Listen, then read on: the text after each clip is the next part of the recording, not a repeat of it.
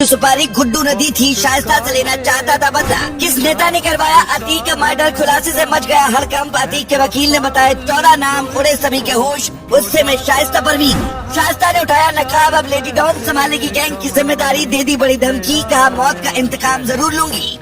इधर उमेश पाल हत्याकांड के बाद से लगातार पुलिस को कच्चा देकर फरार चल रहा गुड्डू मुस्लिम अब पुलिस की रेडार में आ गया है। 24 घंटे के अंदर ही गुड्डू मुस्लिम का खेल भी पुलिस खत्म कर सकती है। लेकिन अब क्योंकि गुड्डू ही अकेला ऐसा है जो उमेश पाल हत्याकांड और अतीक अहमद के काले साम्राज्य का राज खोल सकता है, इसीलिए पुलिस उसे हर हाल में जिंदा पकड़ना चाहती है। एक दौर में गुड्डू मुस्लिम अतीक अहमद का सबसे करीबी हुआ करता था। गुड्डू को अतीक अपने भाई अशरफ से भी ज्यादा मानता था। गुड्डू के हाथ में गैंग की कमान तक थमा रखी थी। खबरों की माने तो गुड्डू मुस्लिम को ही ये जिम्मेदारी दी गई थी कि उमेश पाल हत्याकांड में कोई दिक्कत न हो और सारा इंतजाम ठीक से होना चाहिए। जिसके बाद उसने ही सारी प्लानिंग करके उमेश पाल को मौत के घाट उतरवाने में मदद की। उसने अपने सभी शूटरों को तैयार करवाया था और खुद बमबाजी कर रहा था ताकि इलाके में दहशत फैल सके। इस हत्याकांड के बाद खबर आ रही है कि अतीक अहमद ने अपने बेटे असद से फोन पर बातचीत भी की थी। इस बातचीत में उसने सभी शूटरों की पीठ थपथपाई थी और कहा था अच्छा काम हुआ, लेकिन विधानसभा का सत्र चल रहा था, टाइमिंग ठीक नहीं थी, पर कोई बात नहीं, काम अच्छा हुआ। सूत्रों के हवाले से दावा किया जा रहा है कि असद और अतीक के बीच ये बातचीत उमेश पाल हत्याकांड के ठीक 3 दिन बाद हुई। बताया गया कि सुरक्षा एजेंसियों ने दोनों के बीच हुई बातचीत को इंटरसेप्ट किया, जिसके बाद ये खुलासा हो सका। यानी जेल में बंद अतीक अहमद ने बहुत ही चालाकी के साथ उमेश की मौत की स्क्रिप्ट लिखी थी, लेकिन अतीक अहमद के बेटे की वजह से ही उसको अपनी जान गंवानी पड़ी और असद भी मारा गया।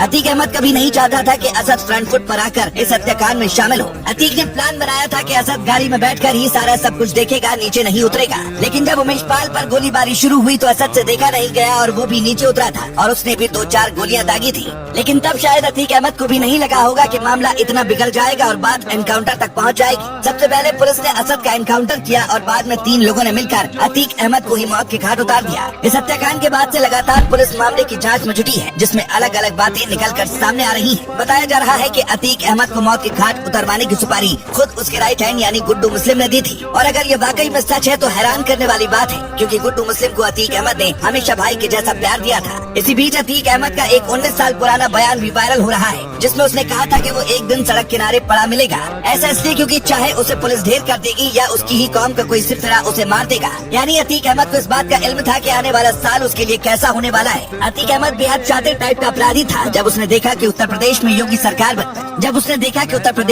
की सरकार बनी है तो उसने योगी की ही तारीफ करनी शुरू कर दी थी ताकि उसकी जान बच जाए। लेकिन योगी आदित्यनाथ ने उसका बिल्कुल भी साथ नहीं दिया और कहा कि माफिया लोगों को किसी भी सूरत में बख्शा नहीं जाएगा। इसके बाद अतीक अहमद के काले साम्राज्य पर चुन चुन कर बुलडोजर चलना शुरू हुआ और काली कमाई को मिट्टी में मिला दिया गया। लेकिन इसी बीच अब खबर आ रही है कि अतीक की पत्नी शाइस्ता अतीक के गैंग को अब संभालेगी। उमेश पाल हत्याकांड के बाद से फरार चल रही शाइस्ता परवीन पर मोटा इनाम है। पुलिस ने उसे मोस्ट वांटेड घोषित कर रखा है। जब असद की मौत हुई थी तब लग रहा था कि वो बेटे के जनाजे में शामिल होने आएगी, लेकिन वो नहीं पहुंची थी। इसके बाद जब उसके पति और देवर का भी जनाजा उठा तो वो उसमें भी नहीं पहुंची, जिससे साफ है कि उसने अब कहीं न कहीं बदला लेने का मन जरूर बना लिया होगा। हालांकि अब देखने वाली बात होगी कि क्या पुलिस उसे पकड़ पाती है या नहीं।